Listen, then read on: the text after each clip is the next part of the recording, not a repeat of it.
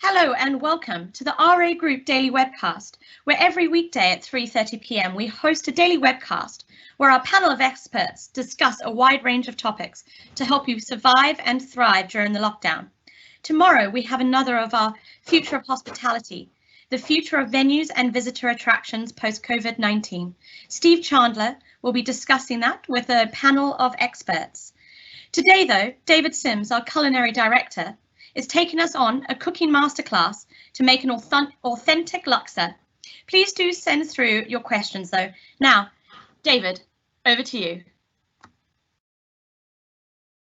Good afternoon, everybody. Welcome back, and thank you for joining us yet again for another week of demonstrations.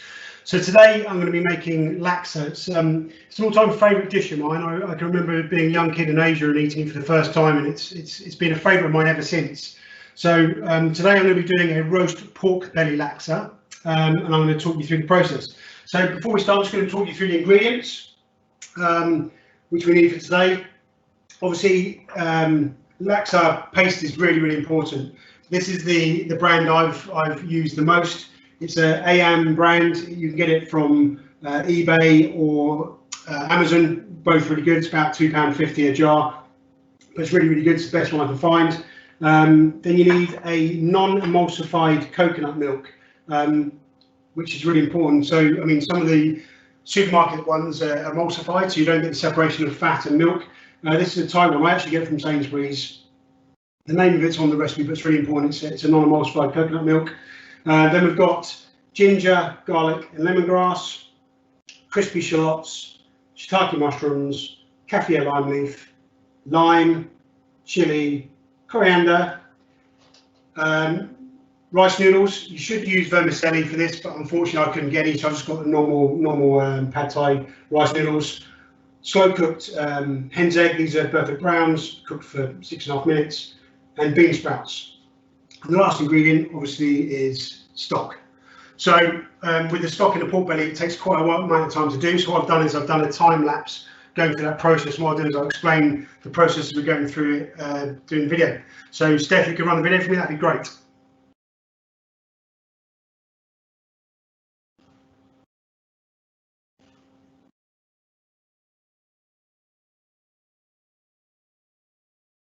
Oh, there we go.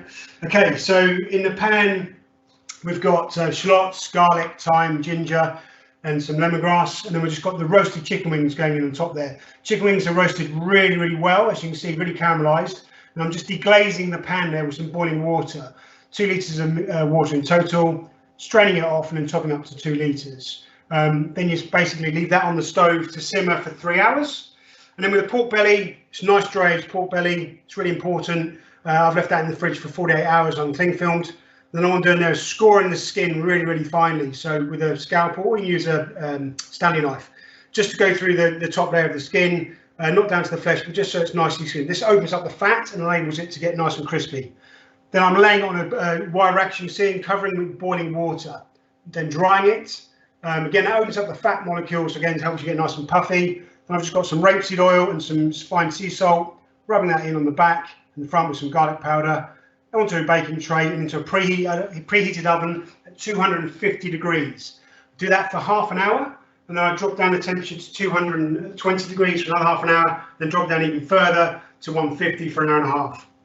So the pork belly goes in the oven for a maximum of 2.5 hours, and it comes out just like this. So I'm just going to show you on the camera, I don't know if you can see there. The skin is really crispy, really nice and puffed. Now I'm just going to let that rest for kind of like half an hour whilst I just go through the rest of the process. So the pork belly is just there nice and resting. So, and here's the broth. So the broth again, so I just strained it off just before we went live. It's taken on a great depth of colour. It's really nice to get the real nice aromatics for the roasted chicken wings. And again, it's really important that they leave the fat on the stock, so you get a lot of flavour from the roasted chicken stock. So we've got the broth there finished, and obviously the pork's just resting. So what we're going to do is go ahead and start making the sauce. So in a pan, just going to turn on the heat to kind of medium heat.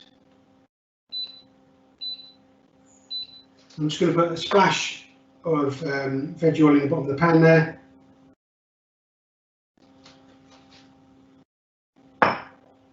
Then what I've got here is I've got 2 cloves of garlic, same size or weight as ginger, and then 1 stick of lemongrass.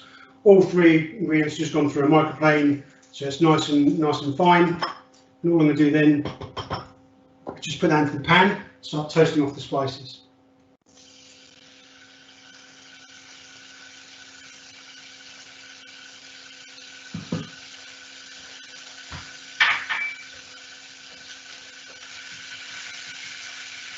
The pan doesn't want to be too hot, otherwise it's going to burn before you overtake all the fragrance from the aromats. Just a couple of seconds toasting that through. Really strong flavours and smells coming out of that now.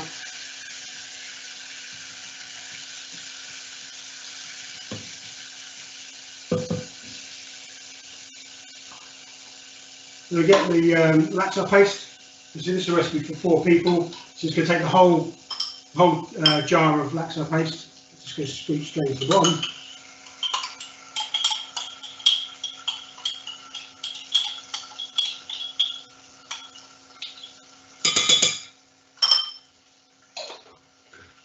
So again, you just want to toast these off. Really opens up all the flames off. Touch my oil.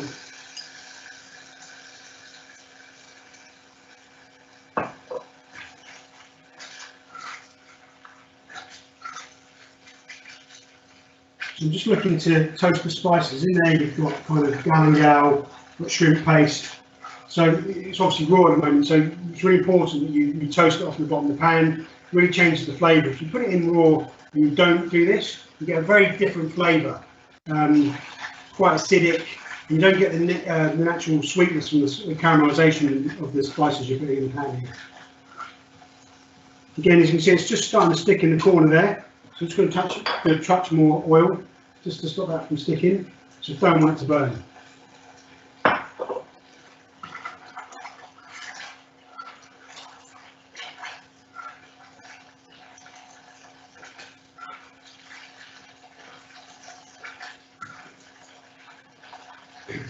Really getting the smell of the shrimp paste coming through, and it's, you know, you'll know when it's ready because the texture slightly changes, and the smell changes from a kind of sweet, fishy smell to a more caramelisation. Not a strong caramel, but just like a light caramel tone coming through. David. Yeah. I've got the ingredient list here. I'm just going to share it across while you're doing that. Let's have a look. There's quite a few ingredients, actually. There is indeed. So obviously the link to the recipe will be on the YouTube as we upload it, and also the method, so the full method will go alongside the recipe. So again, don't worry too much if you're not caught anything I've said. The full method, along with the list of ingredients, will be up on the YouTube channel when this gets uploaded. So again, the texture's kind of starting to change. It's almost gone quite shiny and glossy, and you know, as I said, the smell has changed somewhat. So I'm just going to let that come up for a couple more seconds.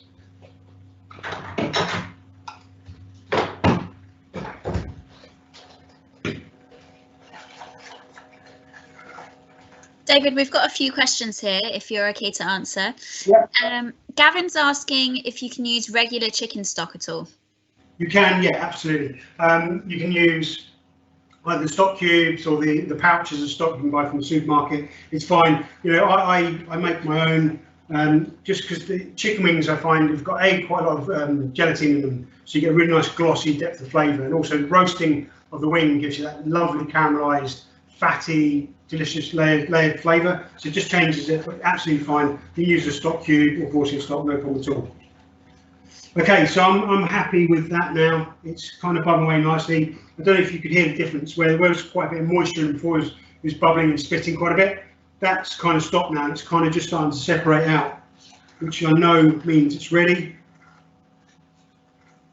So the spices are really nicely cooked out, and as I say, the smell has changed somewhat. So this is enough for 4 people. So I'm just going to put some broth into this. Kind of, you know, you want about 250 to 300 mils in total for 4 portions. So I'm going to be kind of doing 800 mils of broth and then 200 mils of coconut milk.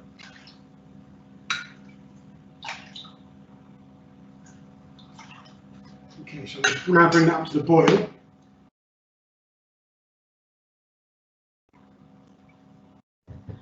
And once it's coming up, just going to throw in some lime leaves. So this is kaffir lime leaf, great Thai and Asian ingredient, really fragrant, really citrusy smells, but you know, fantastic flavour profile that delivers. So kind of put 4 of those in there as it comes up. As you can see on the top, so the fat, from the oil up in the pan and from toasting off the spices, but also from the chicken broth. So that's where you get a lot of flavour. There's a lot of flavour coming out of that fat.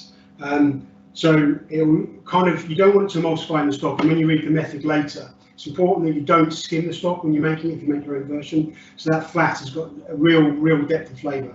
So that's coming up, that's coming to the boil. What I've also got on the back here is I've got a pan of water, which has just come up to the boil.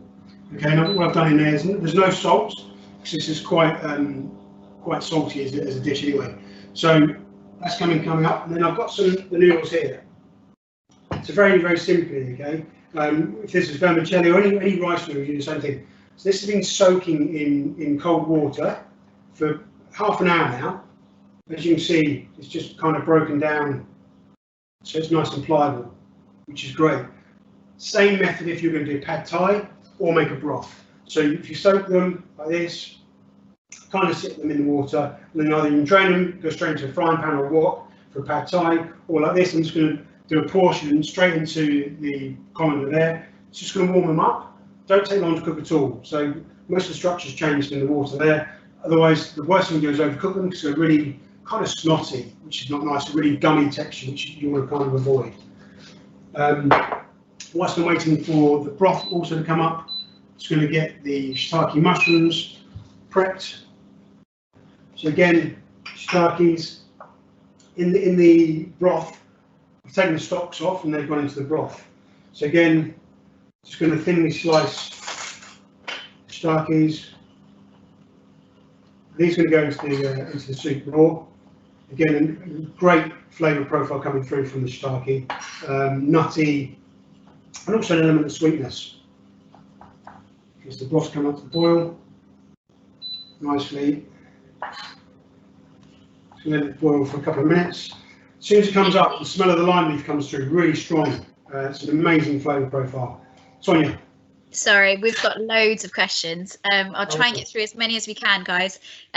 What's the best kind of oil to use overall when cooking? Oil? Yeah.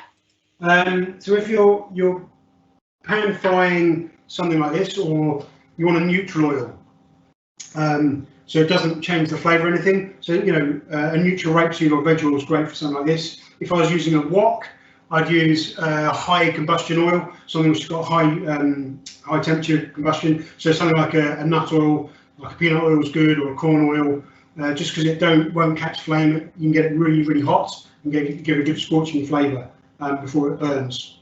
And again, if I was doing something like some fish or something really nice, I might use a good extra virgin olive oil, so it enhances the flavour. So it really depends on what you're doing. Okay, so my broth's come up to the boil there. Really happy with that. So I'm now just going to pour in, let's say this is a 400 ml tin, so I'm going to add kind of half of the tin.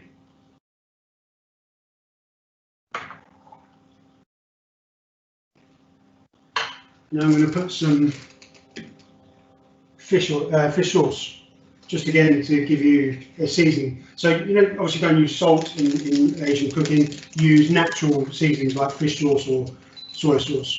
So let's put some fish sauce, kind of like a tablespoon fish sauce, just going in there. Give it a stir. Taste. Oh, wow. Really tasty. lime meat's coming through really nice, very, very fragrant. So last thing I've got to do, once that's come to temperature, is just chop some chilies. So again, just really, really thinly slice. Another question for you here, David. If you swap the pork protein for a different protein, will the end result be the same, or will you need to change the recipe? No, the recipe, you can use exactly the same recipe. If you were going to use chicken, I would do like a chicken thigh, and I'd poach the chicken in the broth.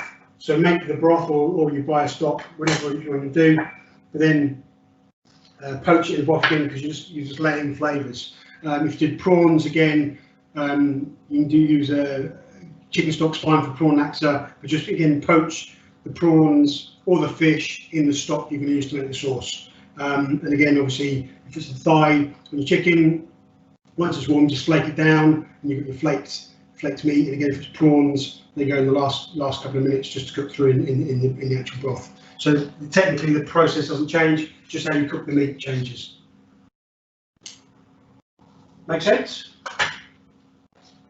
Yeah, definitely. Thanks. Okay, so I'm just going to wait for my broth to come up. One last chance. So turn up slightly. Really happy with the flavour. I'm going to just get my lime garnish ready for my bowl.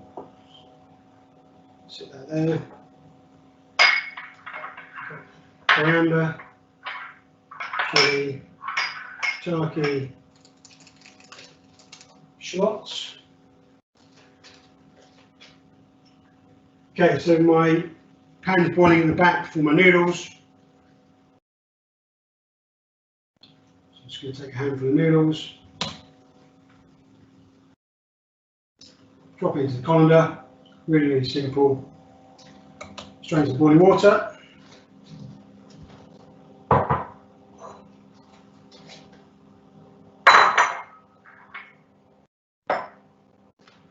They're going to take seconds to warm up.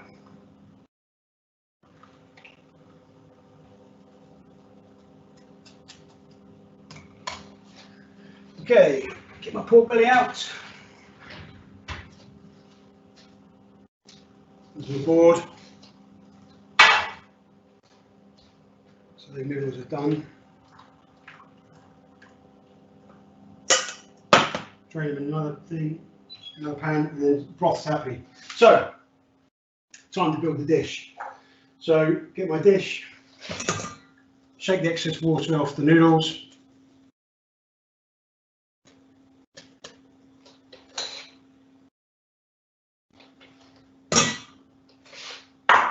So, you kind of just off centre noodles, bean sprouts. I'm going to go next to that. Shiitake, kind of in the other third. And the pork belly, the easiest way to cook it is flip it over. So you've got the skin on the bottom. Yeah, that crunch. That sounds so good. Love the crunch. Salty, crunchy, very, very nice.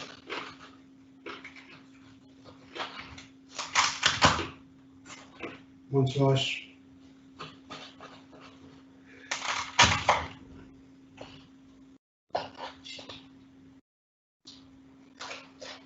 Kind of like 3 or 4 slices. It's quite rich.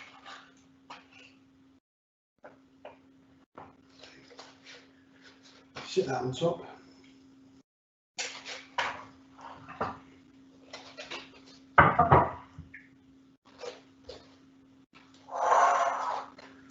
Then what you're going to do is get your broth, and then very important, you want to spoon it over your bean sprouts. So your bean sprouts kind of wilt and cook from the heat of the broth.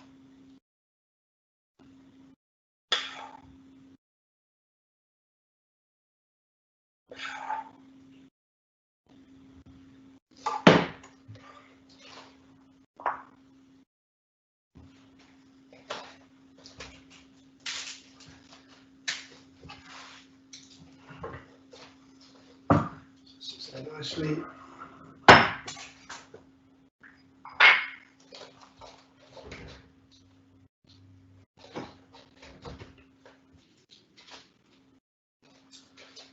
So I've got a Burford Brown egg here, which has been cooked for 6.5 minutes in boiling water. Now, David, we do have a question about the egg. Why have you chosen the specific egg, the Burford Brown? If you look at the egg yolk colour there, it's just the depth and richness of the yolk. I mean, a normal hen's egg will be absolutely fine, but you know, Burford Brown is, you know, the yolk. It's a free-range chicken. The yolk's beautifully rich, as you can see. The colour there is just great. And the reason you put an egg on the dish is it enriches the sauce. So the yolk's not cooked through fully, so you kind of chop it up and mix it through. It thickens and enriches the sauce is the idea behind it. So you put the egg kind of there. A nice pile of the crispy shallots. David, are those crispy shallots easy to find at the moment, would you say? Yeah, most supermarkets sell them in the soup where they do the salads. So yeah, it should be pretty, you know, I mean, I'll find them quite easy. Spoon of chow chili oil. Sprinkle of chilies, obviously depending on how much you like, how hot you like it. And then some lovely fresh coriander. And to finish it off, slice of lime. That is laksa. Oh, That looks amazing. wow. I'm so hungry right now. I know. Now I know what to make for dinner. Might be a little late to start the stock though. Super tasty, you know. So you know, once the prep's done, it's quite quick to do. As you see, the broth. I mean, you know, I make chicken stock, and I kind of freeze it down so you have it, you know, in the freezer. You can even freeze down this sauce if you wanted to make surplus. And again, you know, we've got all this for dinner tonight, so wife and kids, it won't none of them go to waste today. So family Simms get laksa for dinner. Oh, they're lucky. We have got a question about the broth, David. Just asking about the chicken wings. So they're not part of the final dish. They're literally just in the broth. Do you want to just talk through if that broth can be used for other dishes as well, and kind of what the thinking is behind it? Why using chicken wings was the question, sorry, for stock? Yeah, so just asking, it's not in the final dish, but you've used it in the stock. Yeah, so it's purely gelatinous. The wings have obviously got quite a lot of cartilage in them, very gelatinous, which gives you, I don't know if you can see, you know, quite a nice glossy shine on the stock. Change angle, but you know, so it gives you a really good depth of flavour, and also the amount of skin on them, the ratio of skin to bone is obviously really good. So you get that great umami flavour from roast chicken skin. So it's about how much you can get flavour out of the product. So it's about depth of flavour, rotation. You can use chicken bones, obviously, and you can use bought in stock. But for me, I say, it just gives you that gelatinous umami overload, which is just, again, layers of flavour.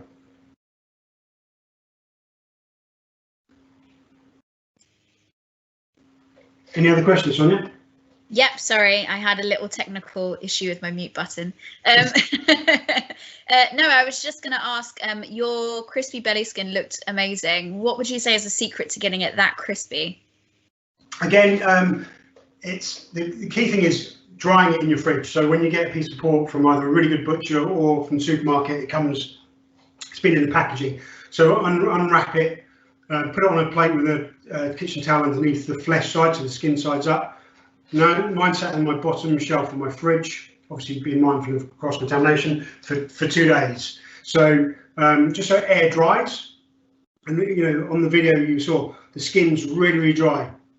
If you want something crispy, you've got to get the water out of it. So something won't go crispy if it's full of moisture.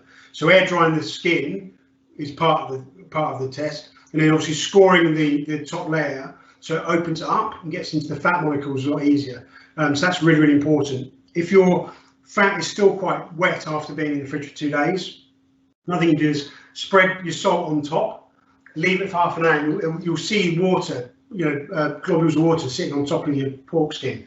Then you're going to use, when you pour boiling water over it, wash that salt away. But again, it's starting to open up the fat and break down the structure of the fat. So when it goes into the hot oven, it basically puffs. So the molecules are separated, so it just puffs up and gives you that nice crust. If you don't do it, you get, you must have all seen crackling where it's so tough you can't eat it.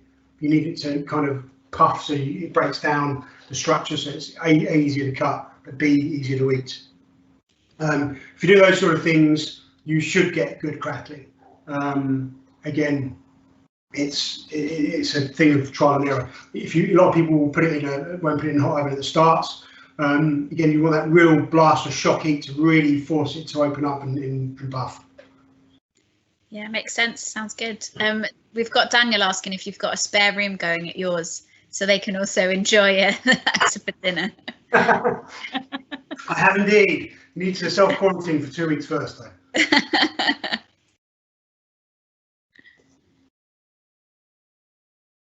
Any other questions, guys? No, that's everything. So, David, thank you so much for that. That's absolutely fantastic. It's great to know how to make an authentic laksa, not just one from a packet, for sure. We do hope you will all join us tomorrow for our Future of Hospitality, the future of venues and visitor attractions post-COVID-19. Meanwhile, for more information about our program of discussions, please go to RA Group website at ragroup.co.uk/news to download the broadcast links. Meanwhile, if you have any questions or suggestions about how you get involved, please email gavin.goody@ragroup.co.uk. Thank you for joining us today. Have a fantastic afternoon, and we'll see you tomorrow, same time, same place.